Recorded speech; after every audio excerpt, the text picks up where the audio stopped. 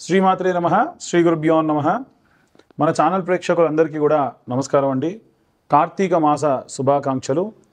విశేషంగా ఈ కార్తీక మాసంలో నవంబర్ 5వ తారీఖు నుండే కుజుడు తన స్వక్షేత్రంలో సంచారం చేస్తున్నప్పటికీ మనకు నవంబర్ 10వ తారీఖు నుండి ప్రారంభించి అలా చూసుకుంటే నవంబర్ 5, 6, 7వ తారీఖులలో కుజుడు స్వక్షేత్రంలో నెమ్మదిగా చేరుకొని 10వ తారీఖు నుండి ఒక నెల రోజుల పాటు సొంత ఇంట్లో ఉంటున్నాడు. ఇలా గనక ఉంటే దాన్ని రుచక యోగము అని అంటారు. రుచక యోగం అంటే అబ్బా ఇక పట్టిందల్లా బంగారం. కొన్ని రాశుల వారికి అందులో ముఖ్యంగా చూసుకున్నట్టయితే వృశ్చిక రాశి వారికి, మేషరాశి వారికి, అలాగే ఈ యొక్క కుంభరాశి వారికి, సప్తమాధిపతి అయినటువంటి వారికి, దశమాధిపతి అయినటువంటి వారికి అద్భుతంగా ఉంటుంది. ఊదలు కొట్టేస్తూ ఉంటారు. ఎట్టి పరిస్థితుల్లో ఏ యోగం ఉన్నా, మీ జాతకంలో రుచక యోగం ఉన్నా, గజకేసరి యోగం ఉన్నా, ఇంకా ఇతరత్ర ఎటువంటి అనభయోగం, సునభయోగం, పరివర్తన యోగం, పర్వత యోగం, సదా సంచార యోగం, ఇలా చాలా యోగాలు ఉంటాయి.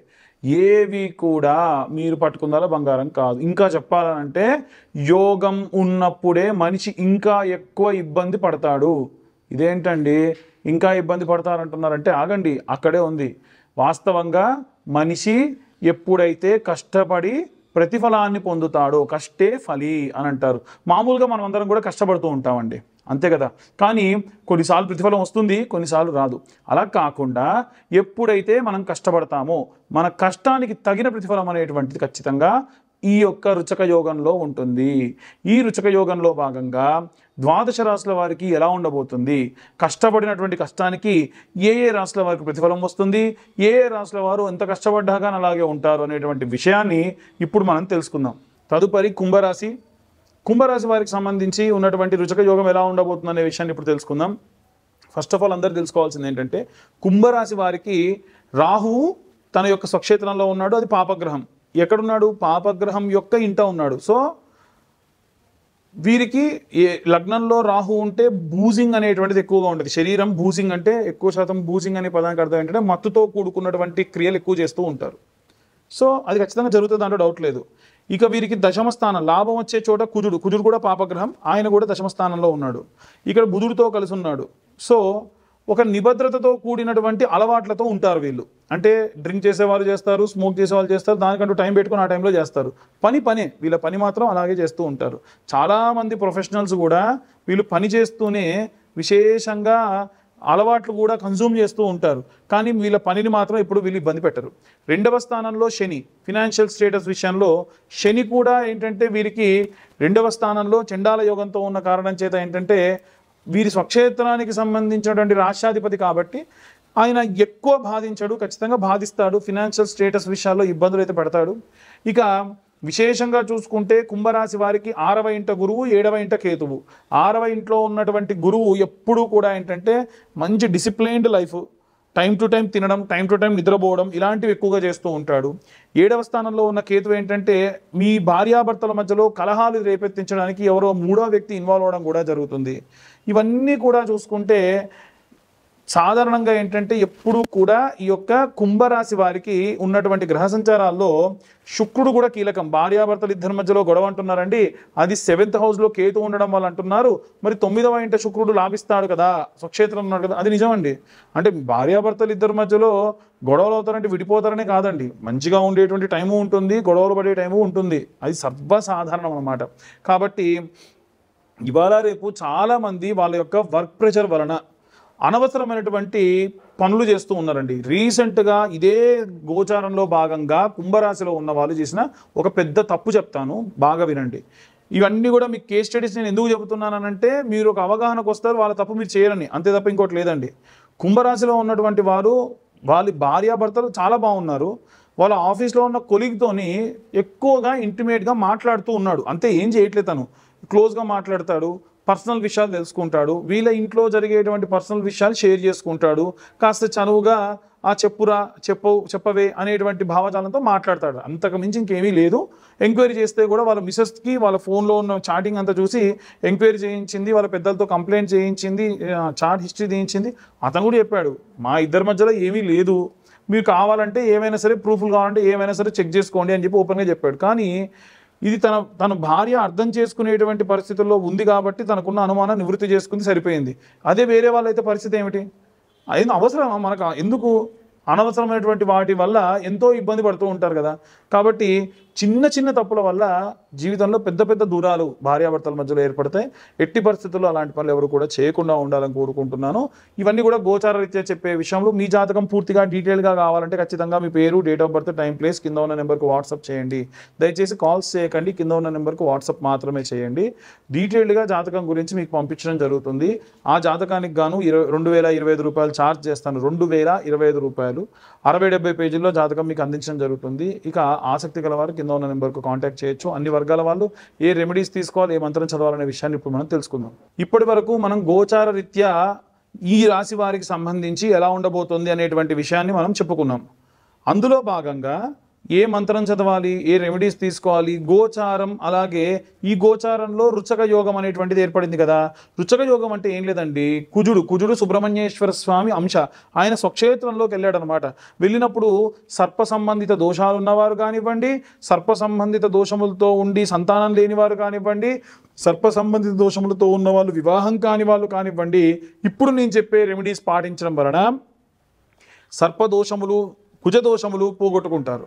ముఖ్యంగా ఇది కార్తీక మాసం కాబట్టి స్కాంద పురాణం నిత్యం వినండి.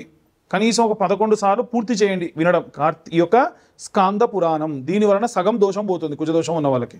Point number 1. పాయింట్ నెంబర్ 2 ఏమిటి అని అంటే, మీరు నవనాగ మంత్రం చదవాలి. ఆ నవనాగ మంత్రం ఏంటో చెబుతున్నాను, మరొకసారి అందరూ కూడా నాతో పాటు రిపీట్ చేయొచ్చు, లేదా మీరు 2 సార్లు చెప్తాను, రాసుకోండి ఆ మంత్రాన్ని.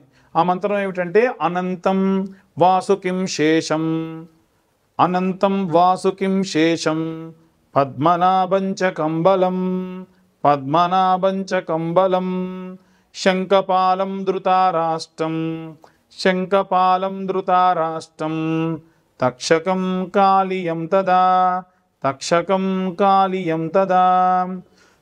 శివుడి మెడలో ఉండేటువంటి సర్పం, వాసుకి దగ్గర నుండి విష్ణుమూర్తి కింద ఉండేటువంటి సర్పం, పద్మనాభుడి వరకు కూడా విశేషంగా ఈ యొక్క నవనాగులు, వీరిద్దరి మధ్యలో ఇంకా 7 సర్పాలు ఉంటాయి. వీటన్నిటికీ పైన ఒక సర్పం, కింద ఒక సర్పం, ఏకాదశ సర్పములు ఉంటాయి.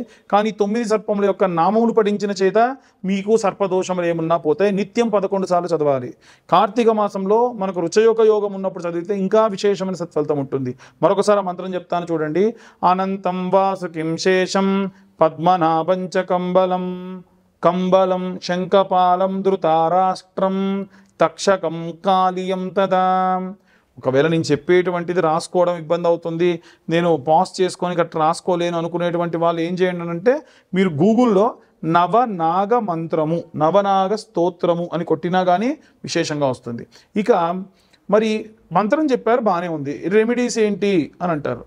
నిజంగా మనకు సర్పదోషం అనేటువంటిది ఎలా వస్తుందనంటే, ఒక పుట్టను కూల్చిన, అదేందండి నేను పుట్టినప్పటి నుంచి పుట్టలేని, అసలు జోలికే పోలే అనొచ్చు. ఈ జన్మలో చేసిన పాపం కాదు, సర్పదోషం జన్మజన్మల పాపాల నుంచి వస్తుంది. గత జన్మలో, అంతకు ముందు జన్మలో మీరే మీ తాత ముత్తాతల రూపంలో ఉండి, అప్పట్లో విపరీతమైన సర్పాలు ఉండేవి కాబట్టి వాటిని సంహరించడం కానీ, పుట్టలు కూల్చడం కానీ ఆ దోషానికి కారణమవుతుంది. కాబట్టి పుట్టమన్ను అనేటువంటిది ఉంటుంది. కాబట్టి ఈ యొక్క రుచక యోగం ఉన్నటువంటి కార్తీక మాసంలో ప్రారంభం చేయండి. ఒక మంగళవారం నాడు ప్రారంభించండి. ప్రారంభించి ఏం చేయాలనంటే, పుట్టమన్ను తీసుకెళ్ళి ఎక్కడ పుట్టలు ఉంటే అక్కడ పుట్టమన్ను వేయండి, పాలు కూడా పోయండి. అదేంటండి పుట్టమన్ను పోసి పాలు పోస్తే ఏమవుతుంది అనేటువంటి సందేహం రావచ్చు. సర్వసాధారణంగా వచ్చేటువంటి సందేహమే. పాలు ఏమన్నా పాములు తాగుతాయా నోరు తెరిచి అని అడిగే వాళ్ళు ఉంటారు. పాము పాలు తాగదు. ఈ పుట్టమన్ను వేసిన తర్వాత కనుక మీరు పాలు పోయడం చేత విశేషముగా ఈ యొక్క పుట్ట గట్టిపడుతుంది. ఆ పాలు పుట్టమన్ను కలిసి ఒక రూపం దాలుస్తుంది. దాని వలన నివాసం అనేటువంటిది చల్లగా ఉంటుంది. సర్ప సంబంధితమైనటువంటి వాల్మీకము అంటారు పుట్టని. ఆ వాల్మీకాన్ని కూల్చిన కారణం చేత దోషం పోవాలి అని అంటే, ఒక 11 వారాలు కానీ 5 మంగళవారాలు కానీ ఈ యొక్క పుట్టమన్ను పాలు పోయడం వలన జాతక సంబంధితమైనటువంటి సర్పదోషాలు పోతాయి. కాబట్టి ఇంత వివరంగా మీకు చెబుతున్నాను, అర్థం చేసుకోండి. అక్కడికి వెళ్ళి కూడా ఇదే మంత్రం, అనంతం వాసుకిం శేషం, పద్మనాభంచ కంబలం, శంఖపాలం ధృతారాష్ట్రం, తక్షకం కాళియం తదా. మీకు ప్రదక్షిణ చేసే అవకాశం ఉందనుకోండి, మానసాదేవి స్తోత్రం అని ఉంటుంది. ఆ మానసాదేవి స్తోత్రాన్ని కూడా పఠించవచ్చు.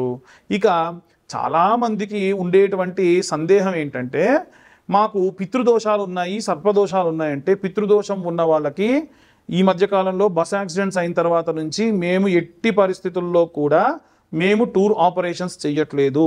కాబట్టి మీరు సొంతంగా మీరు ట్రాన్స్పోర్టేషన్ త్రూ గోకర్ణం వస్తే వచ్చిన తర్వాతకి మిమ్మల్ని రిసీవ్ చేసుకోవడం, మీకు ఫుడ్ అకామిడేషన్ అన్నీ కూడా పుణ్యాశ్రమం ఈ యొక్క రాజగోపాల్ గురువు గారి యొక్క ఆశ్రమంలో పూజాది క్రతువులన్నీ నిర్వహించడం జరుగుతుంది.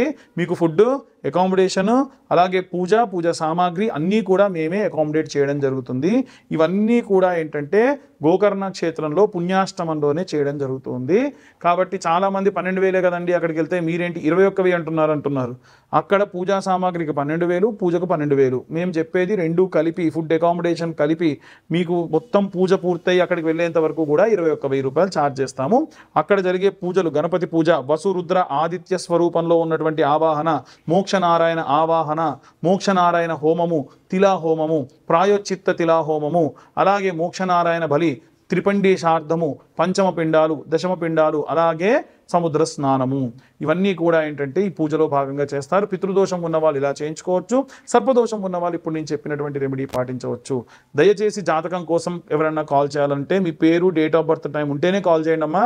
లేకుంటే ఇప్పుడు నేను చెప్పిన ఈ మంత్రం చదువుకున్నంత మాత్రం చేత జాతకం రీత్యా ఉన్న ఇబ్బందులు పోతాయి. పూర్తి జాతకం కావాలనుకుంటేనే మీ పేరు, date of birth, time, place కింద ఉన్న నెంబర్కు వాట్సాప్ చేయండి. దయచేసి మా ఛానల్కి వేరే వాళ్ళు తీసుకొని వీడియోస్ కాపీ చేసుకొని ఇష్టం వచ్చిన థంబ్నెయిల్స్ పెట్టి నన్ను, నా పేరుని డ్యామేజ్ చేస్తూ ఉన్నారు. దానికి నేను స్వతహాగా కారణం కాదు. ఎట్టి పరిస్థితుల్లో ఈ ఛానల్ థంబ్నెయిల్కి, వీడియోకి సంబంధం లేదన్న భావం వస్తే ఆ ఛానల్ని రిపోర్ట్ చేయండి. నన్ను మాత్రం టార్గెట్ చేసి కాల్స్ చేసి ఇబ్బంది పెట్టొద్దు. సర్వే జనా సుఖినో భవంతు. స్వస్తి.